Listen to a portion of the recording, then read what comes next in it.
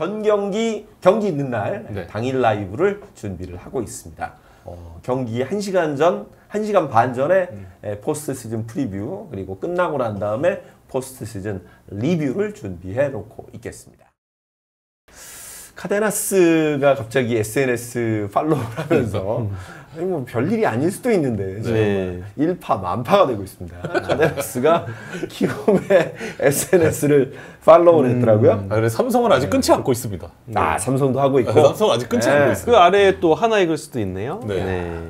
아니 왜 이런 일이 이게 이 선수가 뭐 잘했으면 괜찮은데 맞아요. 와서 사실은 아주 짧은 임팩트를 주고는 약간은 몸이 아프다는 이유로 떠났죠. 네, 역대 최소 경기 외국인 선수 아니었나요? 그렇게 기록이 된 걸로 알고 있는데 6경기. 네.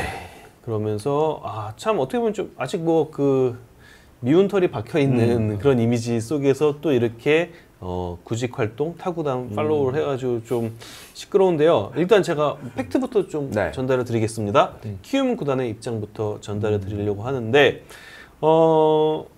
담당자가 외국인 선수 담당자가 에이전트랑 업무상 통화를 했고요. 지금 뭐 리스트업하는 시기잖아요. 실질 막바지니까. 그렇죠. 예, 업무상 통화를 했는데 그 에이전트가 카데나스 선수도 이제 고객으로 보유하고 있다고 해요. 카데나스의 에이전트랑 전화 통화를 한 거고. 그게 답니다.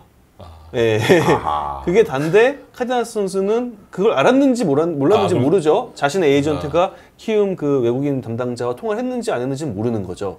근데 어쨌든 알을 수도 있겠죠. 그 에이전트가 얘기했을 수도 있죠. 그렇죠. 저기 오늘 키움에서 전화 왔어. 전화 왔어? 그럼 클릭. 이럴 수 있잖아요. 그래서 아마도 뭐 사건의 흐름상 이렇게 전개된 게 아닌가라는 생각이 들고요. 키움은 카데나스 선수가 물론 후보군이 될 수도 있긴 하지만 지금 시점에서 막 명확히 리스트를 막 좁혀가지고 누굴 데려온다 이런 수준은 아니라고 해요. 그리고 또 하나 좀 변수 좀 관건이 그 말씀하신 것처럼 도슨 선수가 그렇죠. 도슨 어떻게 해요? 도슨 선수가 8월달에 수술을 했거든요. 맞아요. 그래서 보통 무릎이죠? 맞습니다.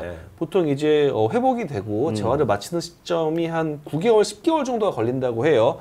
시간상으로 보면은 사실상 내년 개막전 출장은 매우 어렵습니다. 시간상 여유가 없는데 어쨌든 키움은 도슨 선수와 함께하면서 굉장히 서로에게 만족을 했고 좋은 인상도 많이 갖고 있기 때문에 키움 구단은 도슨 선수와도 정기적으로 연락을 한다고 합니다. 하지만 외국인 타자는 한 명밖에 보유할 수가 없잖아요. 그래서 키움 구단 입장에서는 도슨 선수와 인연을 계속 이어갈 수도 있고 그러지 못할 수도 있지만 어쨌든 내년 개막전 출전은 어렵기 때문에 내년 시즌 초반 출전은 어렵기 때문에 그 전에 외국인 타자가 필요한 상황이기는 합니다. 그러니까 대체 선수로 영입을 할 수가 있나 그러면? 일단 계약을 하고 나서 또 도슨 선수 바꾸는 그게 좀 확률이 높지 않을까 싶어요. 그래서 키움 구단 입장에서는 도슨 선수와 무조건 함께 한다라고 하기도 좀 어렵긴 합니다. 만약에 도슨 선수가 정말 개막전까지만 이제 올라올 수가 있다라고 하는 보장이 있었다면 그렇게 할 수 있었을 텐데 무릎 부상이라 이게 사실 쉽지 않습니다. 9개월에서 10개월, 그러니까 대략 한 빠르면 5월, 늦으면 6월 정도의 야구가 가능하다라는 계산인데 그렇다고 또 5, 6월까지 도슨 선수만 기다릴 수는 없잖아요. 빼놓고 기다릴 수는 없죠. 도슨 선수와의 인연은 이어가되 키움은 이제부터 아마도 이제 시즌 출발에 같이 할 외국인 타자를 좀 물색하고 있다라고 보면 될 것 같습니다. 그 여러 명의 물색 선수 중에 지금 후보 중에 여기 어딘가에 있는 거죠. 그러니까 에이전트가 여러 명의 선수를 데리고 그러니까 대형 에이전트가 있어요. 그래서 고객이 굉장히 많을 때는 이렇게 카데나스 선수가 있을 수도 있지만 정말 키움이 정말 데려온 선수는 다른 선수가 될 가능성도 충분히 있다라고 봐주시면 될 것 같습니다. 그 얘기 나왔으니까 에이전트 얘기 조금만 드리면 그러니까 국내 그 KBO 리그가 외국인 선수 에이전트 몇몇에 좀 휘둘린다? 이런 이야기들을 지금 좀 자주 듣는 편이잖아요. 그래서 사실은 여러 명을 보유하고 있기 때문에 그런 부분 좀 있죠. 그렇기도 하고 그래서 어쩔 수 없이 지속적인 관계는 형성을 해야 돼요. 그거는 뭐 어쩔 수가 없는 그렇죠. 부분이에요. 그리고 약간 이 바닥도 비즈니스지만 맞아요. 조금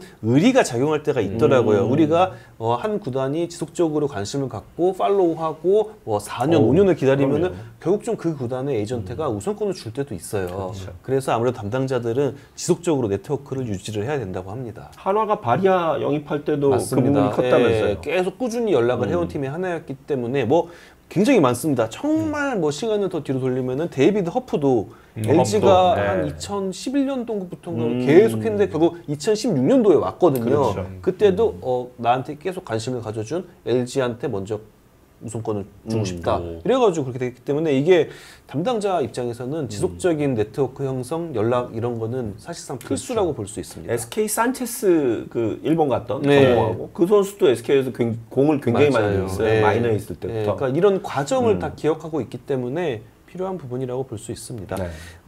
하나 더 좀 말씀을 드리면은 하나 이글스 페라자는 그럼 어떻게 될 것이냐. 네. 네. 근데 어떻게 현재 될까요? 스코어로는 네.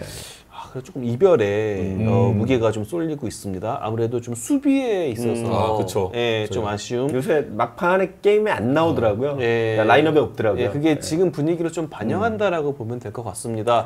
타격적인 재능은 분명히 있는 선수인데 지금 하나는 공수가 다 되는 외야수가 그럼요. 냉정히 봤을 때 맞아요. 필요해요. 필요하죠. 지금 가장 약한 부분이 어떻게 보면 외야진이잖아요. 외야수, 그래서 외야수. 외야수 될 수 있으면 중견수, 공수가 좀 다 괜찮은 그런 선수가 필요해서 아마도 현재 흐름상은 페라자는 좀 내년에도 보기가 어려울 것 같다. 다른 팀의 재취업 가능성도 희박하죠. 높진 않을 것 같아요. 예, 사실 페라자 선수를 두고 몇몇 팀이 같이 고민을 했었어요. 지난 겨울에 하나가 이제 선택을 했는데 다른 팀들도 고민이 많은데 정말 타격에 있어서는 많은 팀들이 인정을 했지만 결국에 또 수비 그렇죠. 예, 이 부분에 있어서 좀 아쉬움을 느꼈고 실제로 이게 좀 결과로 나온 게 아닌가 싶습니다. 올해. 하나도 외국인 타자가 좀 필요할 테고. 네. 아니 카데나스를 어쩌면 뭐 어쨌든 6경기밖에 안 뛰었지만 어느 팀에서 데려오면 삼성과 경기할 거 아니에요. 그러면 라팍이 꽤 시끄러워질 수도 있겠네요. 만약 온다면 그 경기에 대해 난리가 주목도가 나죠. 네, 네. 굉장히 높아질 것 같습니다. 그라운드가 또 한 번 불타겠군요. 팬들의 반응은 어때요? 카데나스가 아무래도 이렇게 좋은 이미지를 주진 못했던 일단은 것 같은데. 그 이미지가 좋지 않기 때문에 팬들의 반응이 지금 뭐 와도 어차피 돈 받으면 다시 또 갈 거다. 아프다고 할 거다. 약간 이런 얘기고 그리고 또 삼성 팬들 말고는 이제 그 코너 선수랑 붙으면 어떠겠냐. 왜냐면 코너 선수랑 이제 절친이니까 코너 끝까지 선수랑 변호해줬죠. 네, 맞아요. 코너 또 되려 네. 욕먹고 그랬었죠. 네, 그래서 네. 코너 선수랑 좀 대결하면 재밌겠다. 뭐 이런 얘기하고 또 반대로 이제 예를 들면 뭐 키움에 간다고 하면 카데나스가 삼성이랑 할 때 뭐 이악 물고 하지 않겠냐. 그렇죠. 약간 뭐 이런 얘기도 좀 있었어요. 대체적으로는 근데 그 불신하는 팬들은 이제 한번 속았으니. 한번 속았으니까 네. 불신하는 좀 분위기였어요. 네. 재밌는 절친 관계가 있어요. KBO 리그에 김가현 선수와 오스틴 딘. 오스틴 딘. 네, 세인트루이스에서 한해인가 맞아요. 같이 그쵸. 있었던 적이 있는데 그래서 두 선수는 만나면 오스틴 딘 선수가 헬멧으로 딱 인사를 하고 김가현도 딱 끄덕거리고 딱 승부를 합니다. 네. 세인트루이스. 기억나네요. 아니 그러면 저기 그 카데나스하고 삼성은 뭐 특별히 뭐 큰 문제가 없는 거죠? 사실 뭐 비즈니스 관계니까요. 그러니까요. 계약이 떠나고 올 수 끝났으면, 있는 거니까. 끝난 거니까. 네, 그래서 참 이게 어떻게 보느냐에 따라서 좀 네, 판단이 많이 차이가 나는 것 같아요. 이 부상이긴 해서. 네. 이게 아마 저 대학교 1년 선후배인가 그럴 거예요, 이 두 선수가. 그래가지고 그때 너무 비난 심하다. 그래서 코너도 또 되려 더 화를 입기도 했던. 참 이런 비난에 대한 있죠. 반응도 선수마다 또 굉장히 좀 다른 것 같아요. 네. 워낙 친했던 관계니까 좀 저렇게까지 이야기한 것 같습니다. 네. 아까 슈퍼챗 혜태 명나이님 감사합니다.